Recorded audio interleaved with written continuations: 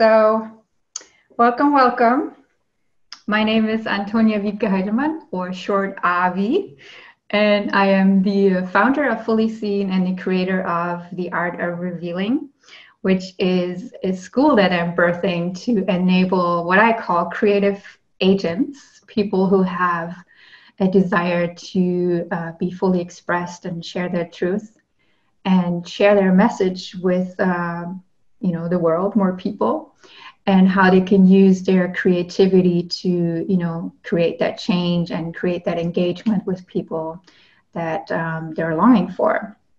And in order to prepare for this program that I am, very excited to share, I decided to interview a few of my friends and people that I find very inspiring, and especially that I feel are daring leaders in the field of sharing their message and engaging bigger audiences.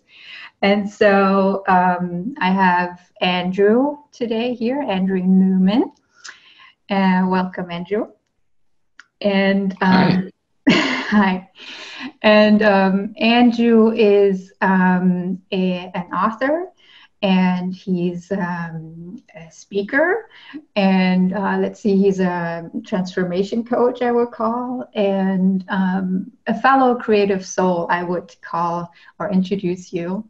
And most of all, you are the creator of the Conscious Bedtime Story Club, which is helping parents and kids create deeper connections in the last 20 minutes of the day. And I love that, the message that you bring forward. And I have been witnessing you, from birthing this project in really expanding and taking the stages and sharing your message, and especially those beautiful, beautiful books that you're creating, and how they're touching really people and parents to engage more. So I'm really happy that you are here today with me, and I would love to, go a little bit deeper in your own personal story, how you received your message of, it's like knowing why you're here, your calling that really motivates you to do the things that you do. So welcome again. Thanks, Avi. Beautiful to be here with you. I love your vision for revealing ourselves to ourselves, so that we can be fully seen, so that we can, I don't know if we want to use the word shine our light. That might work for some people, but just often for me, it's about being happier with being me. Yeah, absolutely. Yeah, this is also, my deepest desire, to be able to be me and be in connection, not to be someone else in order to create connection. And so I think we're sharing a mission here, each in our own way. And so, I would love, because it connects us, and it connects also with your message, with bedtime stories, to share a little bit, share a moment how we kind of met, because we went together, we both went together to the Brennan School, which is a very deep transformation program. And we shortly connected, I think, when you started birthing the Bedtime Story Club. You were in the branding process and kind of interviewing people, to help you bring it forward. Yeah, that's right. Yeah, do you remember? And then the next time we actually met in person was when we both participated in a peace camp in Israel-Palestine. And that was a couple of years ago. I don't know how long. And we had, after our official camp, we had a few times a few days more to spend in the city of Jerusalem. And the reason why I want to mention it is because it brought me closer to you, and it brought me closer to, understanding what your mission is. And so, do you want to share the story? Should I? Well, let's do it together. I mean, it was certainly an interesting moment. The camp had been amazing. The group of friends that were solidifying and forming and doing this very unique experience of being traveling around Israel, and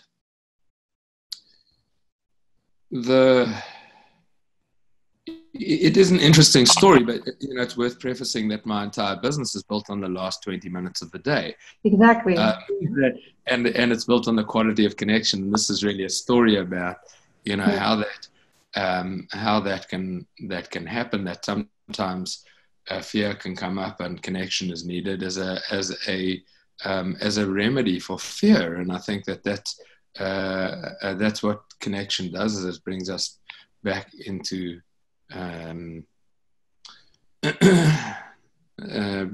connection with ourselves. It repairs any aspects where separation and fear have been part of it. And on the very last night that I was in Jerusalem, there were a few of us who had this beautiful dinner in town, and in the new town, and I had walked back towards my hotel, which was in the heart of Old Town Jerusalem.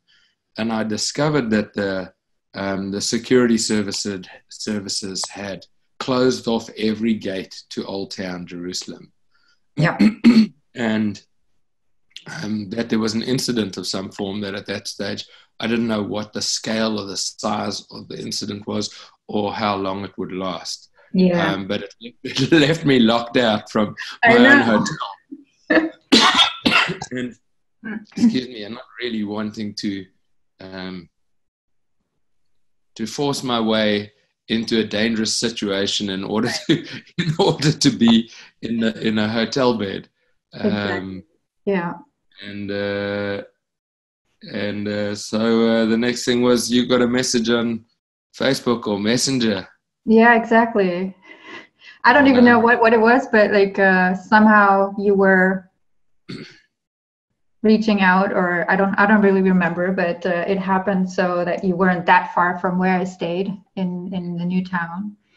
And and I said well, it's we can go back. You're welcome to stay, at my place. Right. And it was already late, I think, but so that was definitely in the last 20 minutes. It was the middle of the night. I had to go to I had stayed in a backpackers one night on the way in on the trip, 2 weeks before.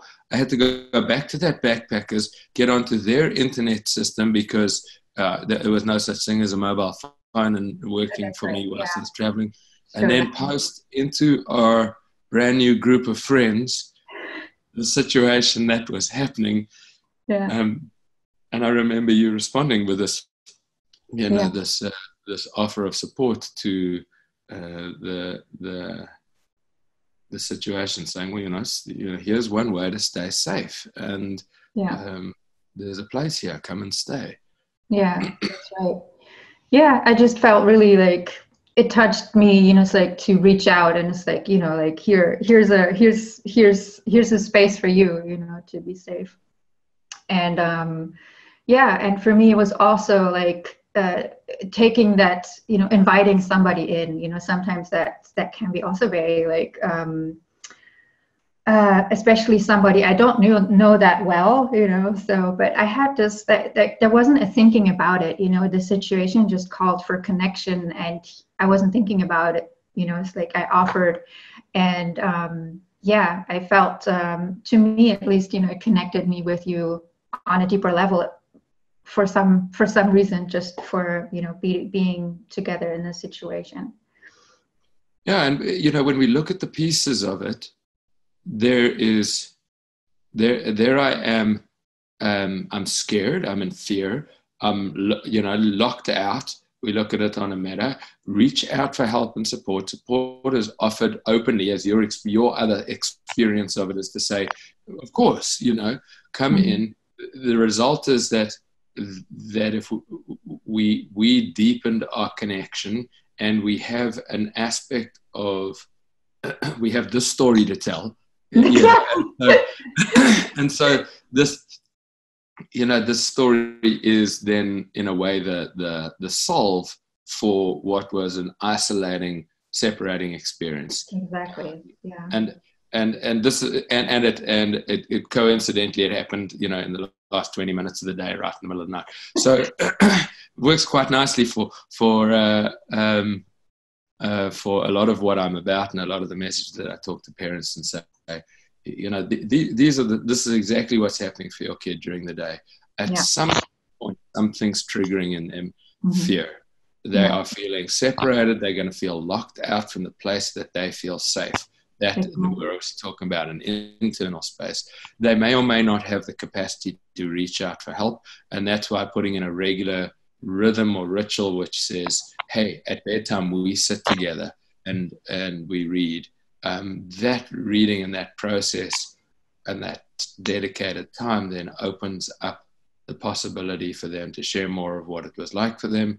But even if they don't share it, they're getting the repair that happens. And then they too have a story that they can tell later in their life, which is, I always remember story time with my mum and my dad. And it was one of my favorite times. Wow. Yeah. And it kind of segues into something that I find very significant for you and what you bring forth in your messaging, because I truly believe that having worked with what I call change agents, so people who are really driven by creating change in the world, and who have probably been gone through a challenging past, which has called them on the path of transformation, and now they're working with other people, or want to support other people doing the same, or doing similar changes, or doing the changes that they want to do. And for me, like the most revealing place for my own mission is always looking at my challenges, looking at the wounding, and of course also looking at our essence, like what we bring with, what's very natural to us, So bringing these two together for me is kind of like that, magic superpower, or whatever you want to call it. But I'm very, like, my interest is, for some reason, because probably on my own path, like looking at the difficult stories that most people rather don't share, because, we're not really trained to reveal these places. We're so much focused on revealing our polished and successful parts. And when I listen to people share their wounding, or where they're coming from, I feel so much more engaged with them. I feel so much more meeting them on a human level, that I want to engage with them.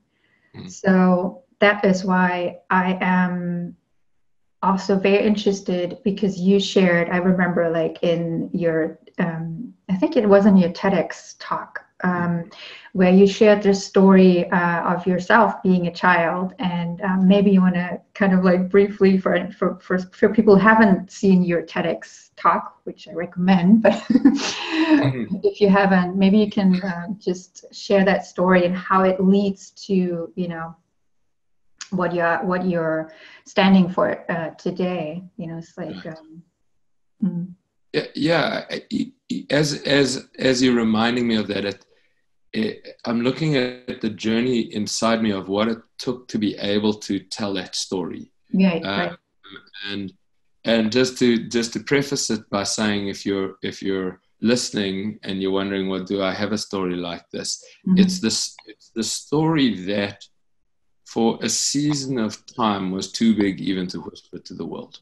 Exactly, yeah. Like to one other person, it was too big to tell. It's true. And just as that drops me in again to go, that's right. I didn't tell anybody this story. I was maybe 5 years old, right? And my parents had gone out for the night, and I had tormented the babysitter, as every 5-year-old little boy is supposed to do, and I had stayed up very late and stayed sort of in the lounge, hiding behind the sofa, half in and half out, and then watching some late night television that was way beyond my age appropriateness. Yeah. And it was a very dramatic story of sort of knights in armor, which of course I loved, but became very identified with the lead character, the prince, and then the prince's dad, the king, died in his arms, in a very poignant scene happening in a dungeon, and like dark and gloomy, and it evoked every single fear I ever had, and I ran away from the lounge, and I ran away from the babysitter, and I sat terrified by myself on the edge of my bed with my little feet dangling down. And, oh my goodness. And so my entire body went into a trauma state. You don't know that when you're 5. And I didn't know how to deal with it. And my attempt to deal with it was actually to pray. I never prayed in my life before, but I was at a Christian school, and I picked up my little junior school Bible. I'm not sure this part of it was in the TED Talk, but I picked up my little junior school Bible and I started reading at page 1, and I made this contract with God, and I said, I'll read your book if you keep me safe. Wow. Yeah. How powerful. In all innocence, right? Totally. Little 5-year-old me trying to do his best to keep himself safe. And and for I don't remember for how long after that, but I used to, and I hid this little Bible, down the side of my bed, and every night my parents would tuck me and say goodnight, and then I'd turn the light back on and I'd read, because this was my commitment, and if I didn't do it, somebody was going to die. If it wasn't me, it would be my mum or my dad or something like this. So the end of my day became a time when those fears became very exaggerated, and my what I would call my negative neural pathways were being formed, and I was being set up for many, many years of anxiety in the last 20 minutes of the day. Wow. And when I came around to looking at it therapeutically, I could understand that although my situation was dramatic, that the elements of it were very, very common. In fact, I would say every little child experiences it in some way. Yeah, that's true. Thank you so much for sharing that so vulnerable. I can really feel the place of anxiety, and also like the last, like how do you create in that situation? How do you create safety for yourself? Yeah, I know that place really well. Yes, you do. Yeah. So, how would you? Sorry, I was like segueing into kind of like how, or that's what I was curious about, like how a situation, like a experience like this that's been so like trauma, or just like very, very challenging, has been motivating in your life path. It's like, and you probably didn't see it then, and you didn't, like for me, I didn't see it for a long time, but like now when I'm arriving, at where I do want to engage more with people or building a business, it's like I knew that I needed to find like what motivates my own life, where's my motivation coming from, and that was the point where I really looked back, so what were my challenges? What was I, what am I here for? Right. And so did you realize that when did you realize that this incident was kind of like the starting point of birthing your business with the Bedtime Story Club? It's an indirect thread. It's not like I can, this was a hidden story, right? I was doing my personal development. Exactly. I was growing. I was resolving other things in my life. I was learning a language about how to be me. Everybody's trained me as to what to do when I grew up, but nobody said, here's how you be. So I was learning how to be, and I had started writing before this incident came to the kind of the top of the pile for revealing. Right. Revealing. That's really what happened. It was interesting. It was like I did kind of know it was there. I never not known it was there. I've thought about it for many years as the day my happiness died. Excuse the drama, but it was a little bit like 5-year-old me went from being happy one day to being scared the next day. Right. And that's not entirely true, but it was a bit of the young sentiment. And then in many ways, the growth into the public speaking space asked of me the question as to why I do this. I hadn't even asked myself the question. I just knew that, my first book, this little guy over here, A Little Light, was nothing more than a poem that I wrote in a journal. I was up on a hillside in Scotland off wandering with my journal, and I sat down and I wrote a poem, and I thought I'd need some pictures. And I'd done that a few times, and therefore had a few stories. And it was much later that I started to look back and say, hold on, why is this time of day so important to me? Why do I more to the point, why do I struggle with it so much? That was the question. Exactly. I'm hurting. I'm a grown man avoiding going to bed at night. Why? Wow. And there must be an itch to scratch. And what will I find underneath that? And it took me all the way back to that young childhood experience. So you consciously chose to look back, to like go on this exploration journey. It's like, what's behind all of this? Or did it just happen while you were doing your healing work? Was there one incident, or was it like a progression of things? No, well, I needed to look at what I would call the symptoms.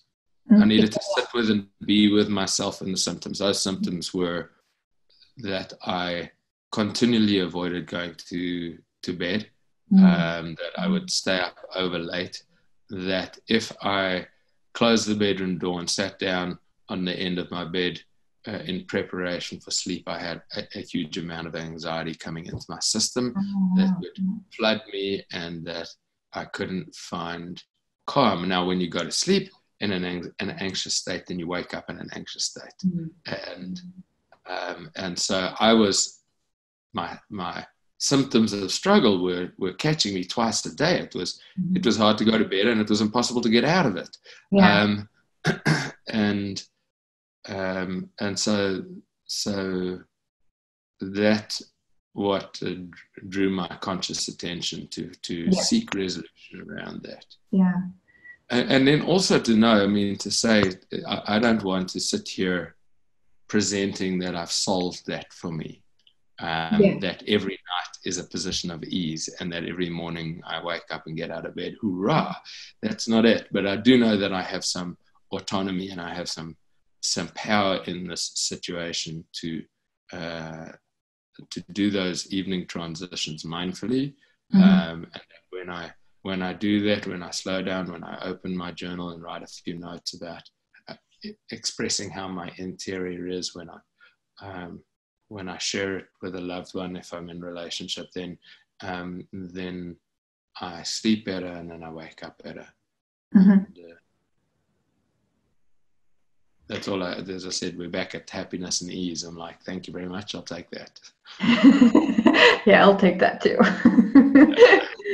Well, for me also, like, and what I know or what I sense, you know, is also one of the tools that you're really good with is like using your creativity, you know, to find a kind of like, I don't know if it's ease. For me, sometimes it's really ease because creativity is like recharging my battery, or it's a way of expression when, you know, nothing else goes. And you mentioned, you know, it's like, of course, and you're a writer. You've been writing poetry, and I don't know what other creative practices you do, but I wanted to talk a little bit about like the role of creativity and creative expression, you know, to deal with, for like to reveal, you know, it's like those secret parts to ourselves, you know, to reveal, you know, what motivates us. And that could be, you know, motivates us in a, you know, it's like to have anxiety, or what motivates us to get out of it, you know. So, and I know, like, I've seen a couple of pictures of you, like being, what was it, like the poem dream catcher or something like that? Poem catcher. Poem catcher, exactly. What was that phase for you? I mean, that's creativity happening, Andrew style. After the Haiti earthquakes, I sat down on a sidewalk. I was living in Scotland at the time, and I went to I couldn't even afford to go to the annual poetry festival because it wasn't a season of cash flow.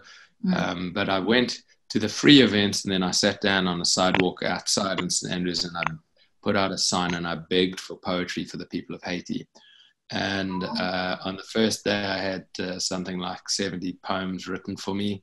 Each of them had the word quake in it.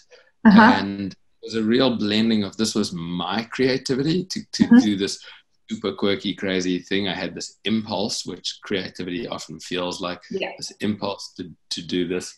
I had the seed, I had the idea, it came through me. I couldn't not do it, so I did it. And then I got to watch 70 people writing poems and watch creativity happening, right? Awesome. And then the next day I woke up and thought, oh, I'm going poem catching again. And I thought, what? That's a great name. Get the website, poemcatcher.com. And this project blew up for about a year. I had 2,500 poems written for me. I went to Wimbledon dressed in my kilt with a butterfly catching net in order to, I mean, poems are like butterflies, right? You've got to catch them. And so I do have a fascination with creativity as well, because I've gotten to watch creativity. I've been in a room with several hundred people writing spontaneous poems all at once, and there's this thing that happens that it's like the room drops into silence, and it's like, and it's not a still silence. It's not like, it's like there is something happening, and it's so alive, and it's like, and then all of a sudden these poems start to come in, and people will start to share them, and they'll share them with each other. And of course, me being all about connection, and it's one of my favorite things. If you've you've written a poem, you're not really feeling confident to reveal because it's so new, and then you are invited to reveal it to someone next to you, and you share it, or you swap poems, and they go, oh my God, I love that one line, or I can really feel that, or that's beautiful. And your essence gets reflected back to you. Exactly. Wonderful. This is what creativity for me allows us to do. It's this movement of inner essence from, if we were to talk about it in the language of Barbara Brennan, we might say from the unmanifest, there's nothing, right? Supposedly nothing, and then something arises, right? Some little impulse comes, this little spark, and it's like, and it wiggles its way through the body and through the mind, and then our hands become most often it's our hands that become the thing that create it. You know, I do woodwork, so sometimes I'm shaping and cool. like that. You know, I'm not very good at pottery, but I think many of us have that experience of shaping a lump of clay into something and not knowing what we're shaping it into for a moment. That's the fun part. and then it's finished, and we look at it, we step back, we look at it, and we go, huh? Or wow, or cool, or whatever our response is. And then we pass it over to the person next to us, and they go, what is it? Yeah. Or that's beautiful, or that's amazing. Or, and so the world receives what we created out of nothing. And we take that all the way back into ourselves and get a little like warm fuzzy feeling inside. Well, that's what we hope to get, right? It's like, exactly. That's where we really hope that if I share what I just created out of nothing with you, that you'll really love it, mostly so that I can have the warm fuzzy feeling inside again. Exactly. Yeah. That brings me to a point that I find very interesting, and I absolutely love what you just shared. You know, it's like when I give a creative workshop with, like, you know, channel drawing or something, you know, the energy that builds together when people share and be vulnerable, and also with their creations, you know, and reveal what they think isn't perfect or unpolished. And it's such a, like I wanted to say, it's like such a vulnerable place, you know, to share our you know, it's like something that comes from very deep within us, or not deep, it just comes from our being. And you know, there's this part where we hope, you know, it's being received well. And I know I have struggled with, you know, that fear of, you know, that the constant thinking about, so what other people think of that, you know. And actually it has held a lot of my creations back, you know, because I built that worry because I was defining so much my worth, or you know, who I am through them, you know, through how they receive me. Right. And so I mean, that's the other part of, you know, revealing your innermost creations, or your story, or your message, you know. And I know that you have been taking you know, big stages nowadays, and I'm sure, I mean, I'm not sure, but I'm asking you, I mean, are there any, like, how do you deal with, if there are, I don't know, maybe there aren't, you know, it's like negative feedback or critique or something like that, which, you know, most of us, we keep thinking about, oh, you know, and then we're just holding back because of that. But how do you deal with the people that are not completely, you know, all over you, and it's like, oh, you're great and stuff? Have you experienced that, or? You know, because I have experienced it. I don't. It doesn't typically come in response to my speaking, but you know, if I take a story like the Laughing Witch, yeah, you know, she's a witch. She's shamanic.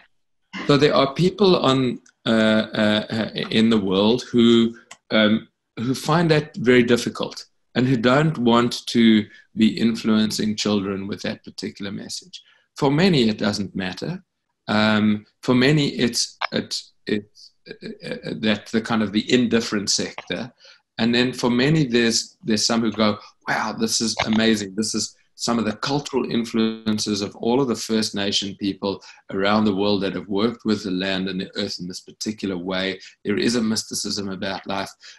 We want to share with our children the spirituality. So there's our three segments of audience.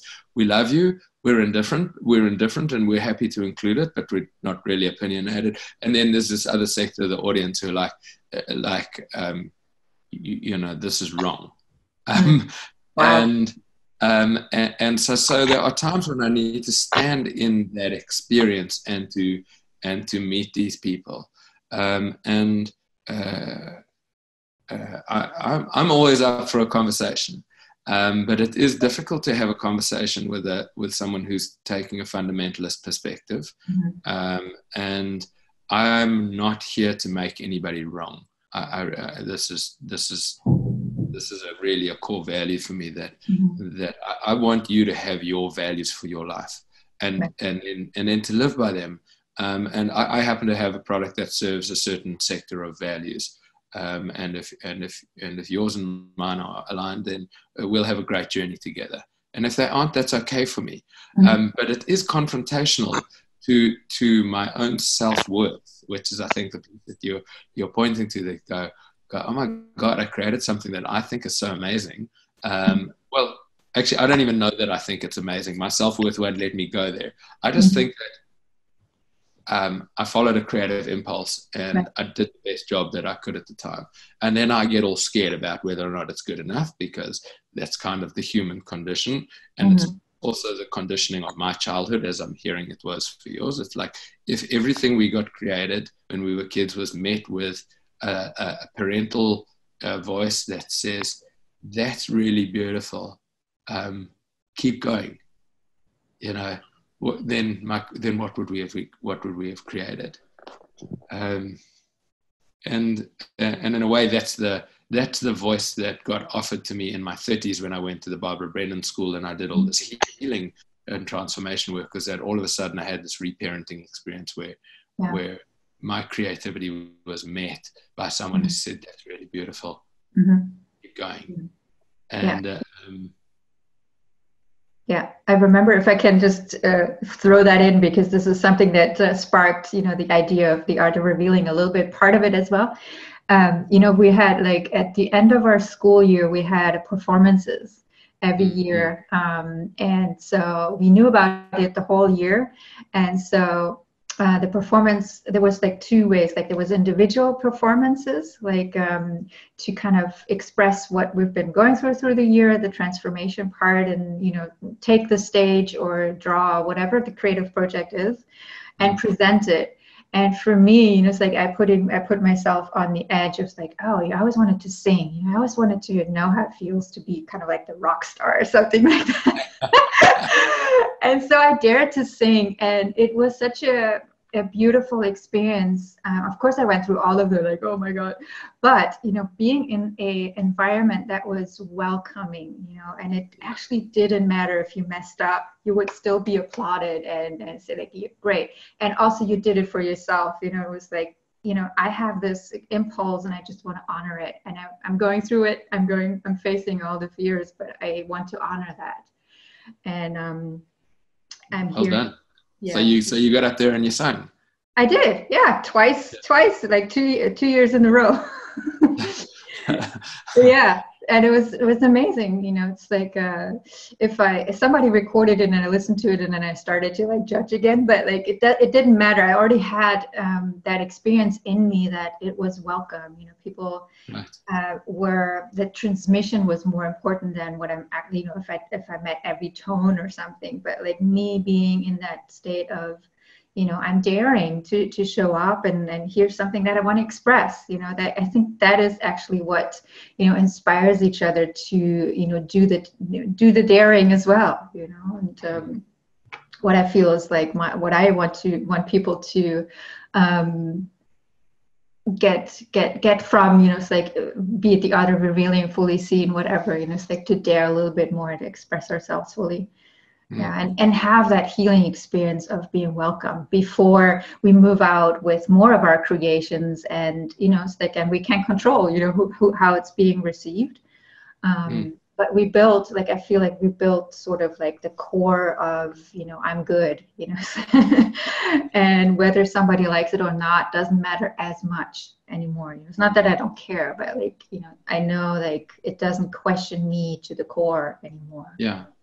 I mean, when I wrote that first book, A Little Light, I had a friend who I knew straight away who did doodles, and I thought she's going to be the perfect illustrator. Nice. Yeah. I said to her, please don't share this with anyone. I actually was stronger than that.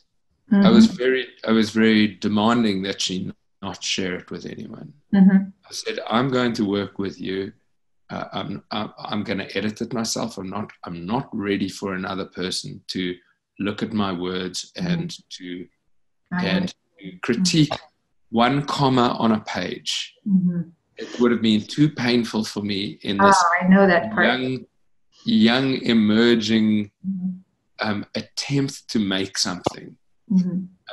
And very similarly with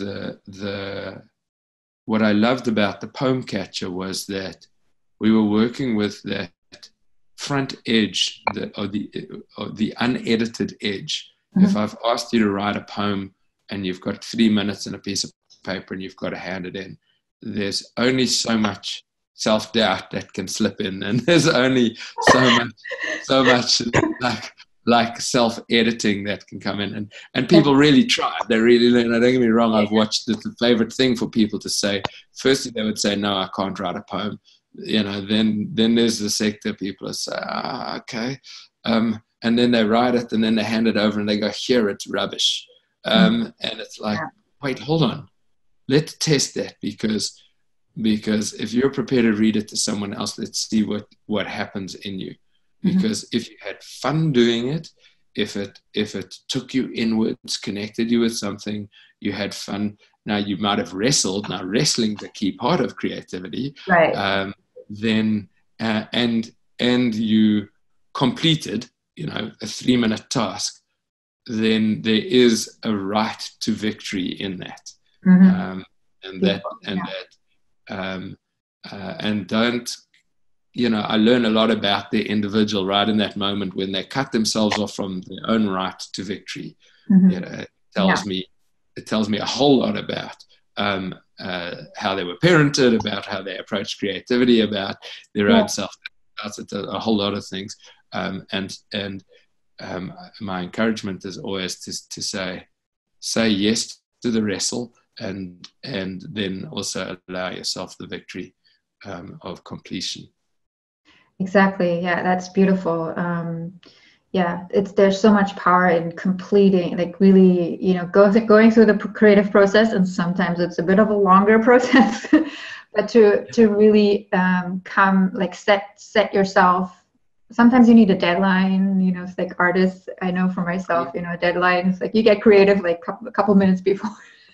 But it's good. If you don't do it, you're just like, oh yeah, whenever inspiration hits me. And that's also part of it, yes. But I know, especially in business, and it's like where it's a different setting. Like having a deadline really helps actually to go through that. It's like to go through. I have to do it. It's a little bit of pushing, but sometimes that's necessary to arrive to that place of honoring that first impulse, and then complete it, and then present it, and then stand in the power to receive feedback, and receive whatever that creation takes on after, because it's like it takes on its own life. We don't know. We have to let it go, I guess. Right. Yeah. I mean, you're reminding me that the river rushes the fastest where the banks are narrowest. True. It's like that's like sometimes we've got to create our banks. We've got to bring our banks in so that that rushing to happen. Exactly. Yeah. I feel that it's like also like focus. It's the same like with focusing in, it's like when I work with people, let's say they want to create a website because they have an offering. It's like most people struggle when it comes to first of writing, but then, it's like the block in writing usually reflects that there's a focus, and there's a lack of who are the people that I care for? It's like, what is it truly? Like, what's my message? It's like, we're coming back to that message thing. And so I feel like when you say the same with the banks of the river, it's like, well, it becomes stronger sometimes, in marketing language, it would be called niching, but whatever. It's like when we focus a little bit more, and it's like kind of focus our energy, I would even say, because a lot of things fall apart, when this is clear of what is truly motivating us, then there's more energy that can flow, right? And more direction to. Yeah, and I've seen how beautifully you even in those early conversations where I said, hey, I want some help, I don't know what my brand is, and your role and your sort of spacious but focused asking of like, who do you serve? And it's like, whoa, okay. It's annoying, I know. I was in a puddle a minute ago, and all of a sudden the banks came in and the water's trying to go somewhere, and it is really, really, really helpful to have an ally like you come in and help us shape our own movement and our own direction. Yeah. And the brain is what we would call miasmatic. If we were to never write anything down, we'd go looping around in our head, and we go visit this corner and go like, well, maybe it's that, and then we'll go visit that corner, and then maybe it's that, and then there's a sort of I'm like, oh my God, I don't know where I am anymore. Yeah. I find it can feel very exciting and it can feel very enlivening, but we've got to find a way to get from there out through our hands again. And as you're expert with reconnecting with the deeper, driving, motivating spark of life, and trusting that there will be one. I think that I see a lot of people who question purpose, question if they have purpose. It's impossible not to have purpose, and this is the way I see it. You're the only person being Avi. I'm the only person being Andrew. That is divine purpose expressing itself right there. And yes, we know that you might want to direct that a little bit more in order to feel an alignment and a contentment and a fulfillment of that purpose. Truly. And for me, since I've struggled it with myself, and the most I struggled with was I'm a curious person. So I have many interests and have developed many talents. We're gathering so many tools on our healing path that when I knew, it's like I want to earn money with it. I want to live off my talents of I know I have a lot to give. I'm not quite sure what it actually is. So I had all these different offerings. There was the artist, there was the designer, there was the like the healer, and there was whatever, the dancer and the drawer and whatever. So how do you bring it all together, right? So that was one of my struggles of really. So what is it? It's like in the beginning, what am I here for? And over the years, it's like I just reflected on, it's like that those challenges that I had in my life and what I was always coming back to, So, like one of the questions that I love people to reflect on, and perhaps you have some input for yourself, is that what is it that gets you up, gets you through the struggles? It's like what gets you up when you fell? It's like what is that keeps you keep going, kind of thing. Have you ever thought about it, or is there something that you would say, this is really something that I'm here for? I'm not letting myself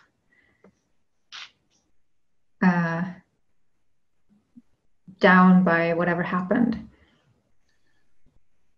It's a fascinating question, or more the answer I find that it takes me to a place inside of me, and I go, what is it? Why the hell have I bothered?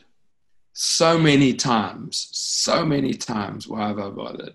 And I'm not saying that, and that included yesterday. and I suspect it'll include a moment today. It's not just to say that here I am, wow, I've got a whole series of kids' books, I'm out on stages, I'm talking with people, oh my God, Andrew's got it all together. It's, this is not the reality. And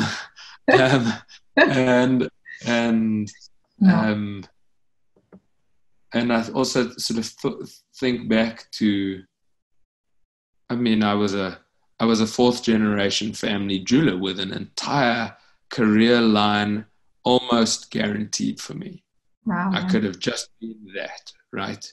I could have waited for my dad to die, taken over the business, and just being that, and I would have been in line with my purpose as well. It's not just like there were a number of possibilities, but I feel like there was always a step to take. Only one, always right there, always in front of me, and I'm not sure that my experience of inner knowing and trust is the same for everyone. I can't tell. I wouldn't know that, but just to say that I had that, and I could never not take that step. In other words, I had to. And it doesn't mean that I was always taking it in trust or in belief that what I was doing was the right thing. But that, and that's kind of like looking at a macro of the last 18 years, that wow, then somebody introduced me to healing, then I had to have a healing, then I had to travel, then I had to read Barbara's books, and I had to go to the workshop, I had to go to the school, and it was just that I was just doing that. There was no like, oh, there's the light at the end of the tunnel, so now I know which way I'm going. I don't know, I'm walking around in the dark. But I am walking around in the dark, but I also have this feeling inside of me that I'm not really in the dark. I'm not really entirely guessing. There is something that is shaping or moving or driving or taking me somewhere. Yeah. And so we could take that kind of that macro sentiment right down into that 3-minute task of please write a poem.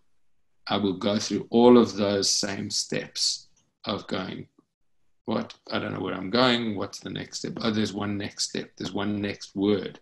Yeah. And when I write my stories, how it happens to me is often like, I think the boy who searched for silence. I had been on a silent retreat. I'd been there for, this is helping children to find silence within themselves. I'd been on the silent retreat for 4 days. I didn't, and at the end of it, I get the first 3 words, and then this knowing that I must get my pen. I only have 3 words. I don't have anything more than that. But when I write that, as I write the 3rd word, the 4th word shows itself. Nice. And then the next word shows itself. And then 5 minutes later, I look up and my pen stops and there's no more words. And it's like, oh, wow, I just wrote a story. Beautiful. Now, it is worth commenting that that's our favorite way of creating, and everybody loves it when we get that whoosh. Exactly. There it is. Perfect process. Yeah. But one of my teachers, a chap called Jason Schulman, says there's 2 ways to create, and that's one of the ways. But you can spend a lot of time waiting for that to happen. Right. And the other way is perhaps you sit down with your pen and write some words and cross some words out and scratch some and rewrite it and then move the top line to the bottom line and so that's the wrestling that I was talking about. Yeah. And because he got me when he asked the question, he said, okay, so we've got these 2 different ways. Which one has more of you in it? Oh, nice. right? And it was like, which one has more of me in it? There's a lot of me in the wrestling. Mm-hmm. Mm-hmm. I would prefer not to have to wrestle. Mm-hmm. Yeah. And in the silent story, I spent 4 days of meditation. That was the wrestling. Yeah. And then Yeah. the story wrote itself. Yeah. So I don't believe there's really a true way to leave the wrestle out. No. Yeah, I guess it's also the, even though, yeah, it also calls for refinement. You know, I feel the wrestling and also creates that threshold. Like for me, at least, you know, at some point it creates a threshold of like, how much do I want to still, you know, kind of suffer or being in that block, you know, when does it hurt too much? And when I do take the next step, you know, it's like, it's really what you, I think what I heard you kind of saying is also like, it's about choice, you know, making a choice of going, you know, honoring that impulse or whatever you feel inside is calling you to do something. Like it's like this drive to pick up the pen, you know. But it takes action, you know. It takes that creative choice, like the choice of saying yes to it, and then doing it, and doing something with it. Maybe it's not the end, you know. It's like there's more wrestling down the path, but I feel it's so important to do the first step, you know, like to put it into action, you know, to initiate more, because most of the time the thing reveals, you know, what you also said, like it reveals itself while I'm doing things. You know, there are other people, you know, have a concept and then they're building, you know, it's like looking for the people to do it. So it's a different way. For me, usually the magic happens when I just start doing it. You know, it's like what I do with, you know, what you do with the writing, I guess, you know, I do with the channel drawing. It's like I just start, don't think about it. It's just like and then becomes that part of like, what am I seeing? It's like this, I'm asking more questions, you know. It's like this refining, that revealing part that only happens once I've did the first step, you know. It's like I honored, even like pick up the pen, similar to you. Yeah. Mm-hmm. That's right. Pick up the pen, sit down at the piano. Right. Exactly. Dance. we you know, we actually do it often. We open the fridge, we see what's inside. What am I making for dinner? We're in it. We're in the process. Yeah. Totally. Yeah. Mm-hmm. Yeah. I did want it. I don't know like how much time you still have left, but I wanted to ask you just like for some practical, like getting some practical feedback for you from your own creative process. Like you said, you know, it's like stories come through, you know, it's kind of, it feels like what I'm hearing, it's a sort of, you know, reflection of a process that you've done before, or, you know, it's like, so there comes this impulse and you pick up the pen and you wrestle with it. And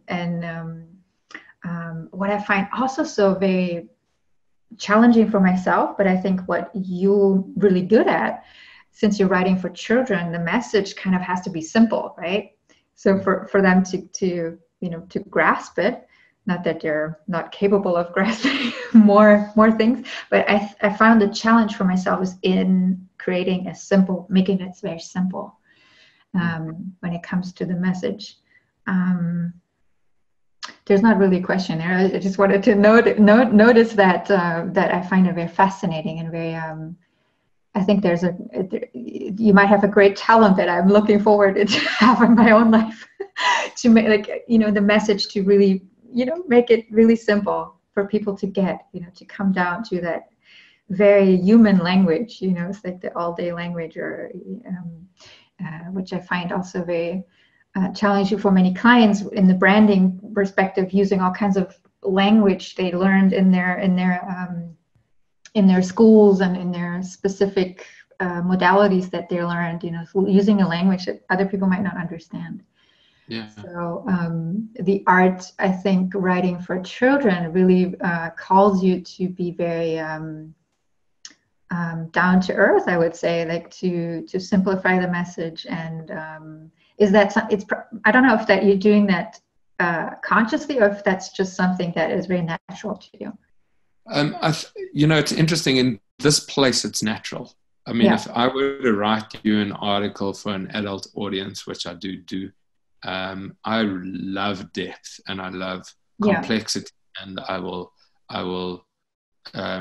have to be careful not to go down a rabbit hole that loses the reader and doesn't make it. That would be me. But there is something in me that sees the world in cartoons, and it's like somebody says something to me, and I go, okay, cartoon frame, there it is. So what you're really saying in all your big words are A, B, C. Exactly. And so that happens to be one of my natural abilities. I think that I've always been trying to make sense of what people have been saying, and this has been my way of I'll just ratchet it down and filter it through all of your words and all of your explanation, and I'll regurgitate it inside myself, and I'll go here. And I remember this is a little bit like, I mean, we do it all the time. We take a photograph on our phone and we show our friends, and we go, look how I saw this moment.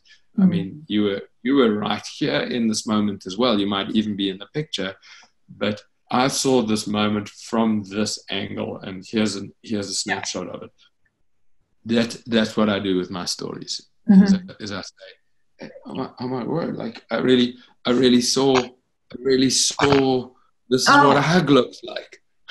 Do you guys know that? You know that hugs look like this? I mean, if you have to draw a hug, obviously it looks like this, right? And it's like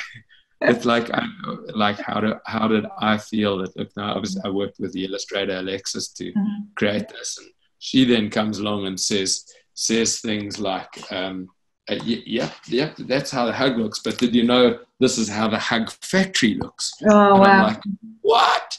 Whoa, okay.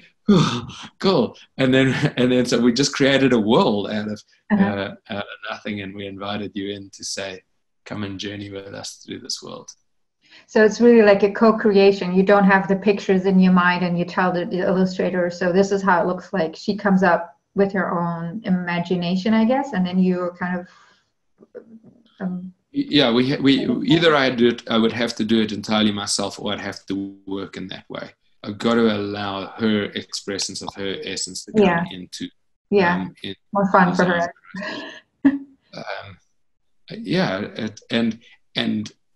And of course, for me to have chosen people who can do something I can't do. I can't draw. I do know where I want the pages to turn and what emphasis I want, and I'll have a feeling like, I think that on this page we're going to introduce the web of sticky thoughts. Okay. Now I know that much, and then she comes along and says, I think it's like a spider's web with words in it. And I'm like, brilliant, perfect. We'll do that. Or if she comes up with something that doesn't feel right, like it feels out of alignment with the way I feel the creation inside of me, and then I can say, can we tweak it? That something needs to move a little bit here for me. I might not know what it is other than what doesn't feel quite right. Let's keep trying. Yeah. That's the same guy that comes all the way back to your question you said earlier, where it's like, I always said there was always one step that I could take. And that step is guided by that internal feeling that says, this isn't quite right. Right. It doesn't feel quite right. Let me just try and move a little bit more towards comfort and ease, happiness. Yeah, I think it's so important, like, to really keep checking, it's like with our feelings, and align with, of course we have that intention, we have that message, but like, what's the feeling behind, like, what feelings actually do you want to want your audience to feel also, how does it feel for you, like the story, so the actual piece, the creation is aligned with it. But sometimes, I mean, also, like, if this creative piece is intentionally supposed to engage people, like the two part, like an audience and you, or the story and the audience. It's like I find it also very important to know how you want to make people feel, with your creation. I don't know. Would you agree, or do I pay attention to how I want people to feel? Like when you maybe that's in the message, like in the story itself, it maybe happens there already. Maybe it's so connected in your creativity that you don't. It's not a conscious thought. Again, if I'd say what I'm doing more is sharing. I have this feeling when I fall into silence. Mm-hmm. And I've just discovered that from 4 days of silent retreat, and I want you to be able to have that feeling. Mm-hmm. So Yeah. I'm going to write it so that you can access that. If there's a resonance between you and me, then you will get back to that same experience inside you. Mm-hmm. Haven't thought about that, but yeah. Yeah. Well, I guess it's not. It can't be like the way I'm feeling. Can't be separated from. Well, I don't know how to voice it, but I know the struggle in, like, let's say conscious marketing. Like people, like some coaches ask you, so what problem do you want to serve, or what you want people to feel like? And sometimes it's like you get caught in that. It's like, so you want to serve for them to feel a certain way. And I feel that's where a disconnect happened. Like I'm not feeling something is like it doesn't flow. But also the other extreme is if I'm just like, maybe there's still some judgments around in my own process, but like if I'm just in my own bubble and do what I think is good without really connecting with the audience that I want to reach. Sometimes it could be a hit and miss. Those are the two poles that you've painted. There's this totally isolated, what we might call narcissistic, self-identified process, and then there's this thing where we give ourselves away entirely to the other. Now this is the human relationship dance.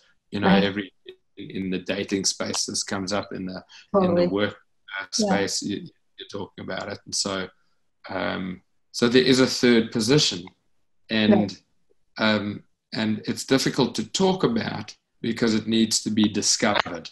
But in order to discover the third position, in a way, we need to be able to see both of these two. We need to be able to see, wow, I got totally lost into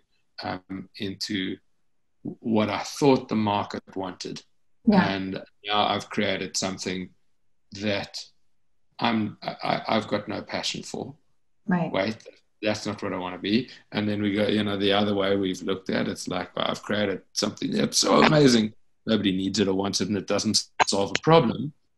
And then what is the third way? But if we hold both of those two together, it's something happens.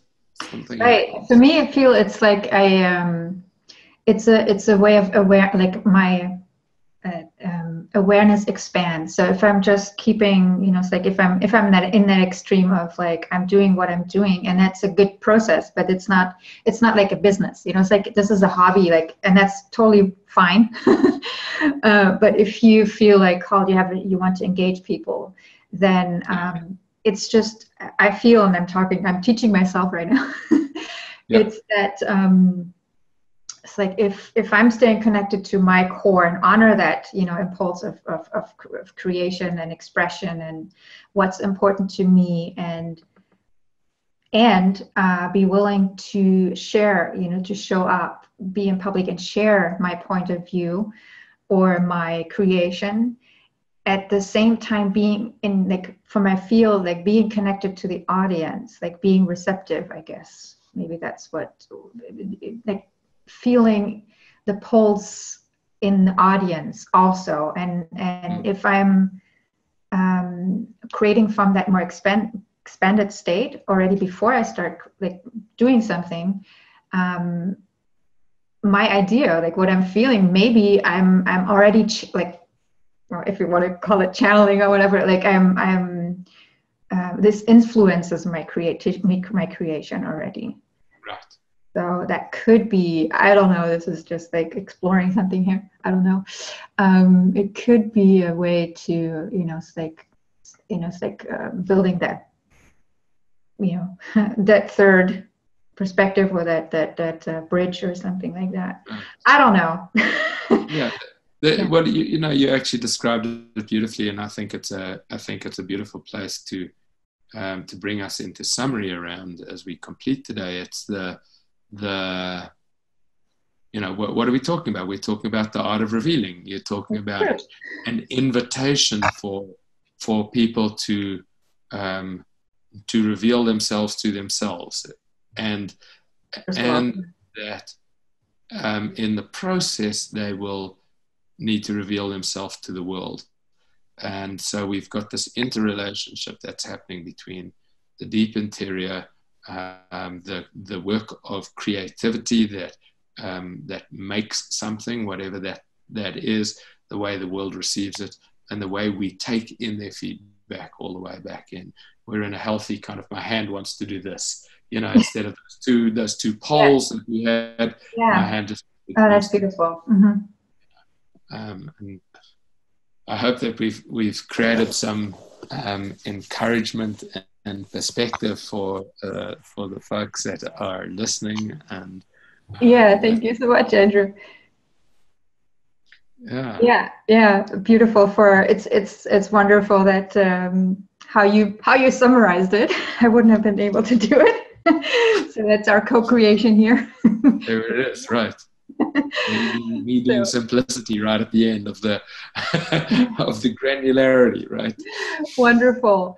And I don't want to leave you yet before knowing, like, if somebody really feels drawn to meet you, or wants to know more about the stories that you've written, how can they connect with you? Maybe a website they can go to check out your books.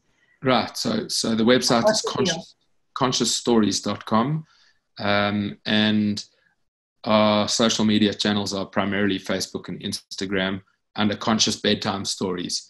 And I travel. I'm nomadic. I'm mostly US based, but sometimes in Europe.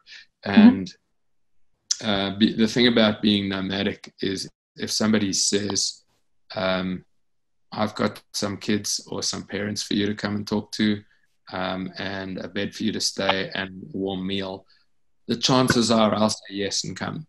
So, right. This is the part of the creative adventure at the moment. Yeah, and it's the embodiment of what you're teaching, what you're talking about. It's like creating connection, like personal connection. And the traveling storyteller. True. And I also saw that you offering coaching for people. I do. One of the things that I do around that is that I do it on a sliding scale price wise. I let people choose their price point. I think that so many people have supported me at different times when I've had different cash flows in my life. We all have seasons of abundance and scarcity. I want people to have the support they need when they need it. Often I'm supporting people similarly to you, but in a different way. I'm supporting them in finding their purpose, finding their expression of working through creativity to do that. And of course, a lot of parents who are going, oh my word, my 4-year-old is terrorizing me and I'm losing my isht. And I'm like, well, isn't it great that they're here to help you awaken? Let me see if we can help you find your center and your stability. And some of my favorite work is to be supporting people. I feel it's such a privilege to be in the position of meeting people where they are, Mm-hmm. and giving them that message of going, wow, that's beautiful. Keep going. Yeah. Well, thank you so much, Andrew, for sharing and revealing yourself today. It's been a pleasure to talk with you.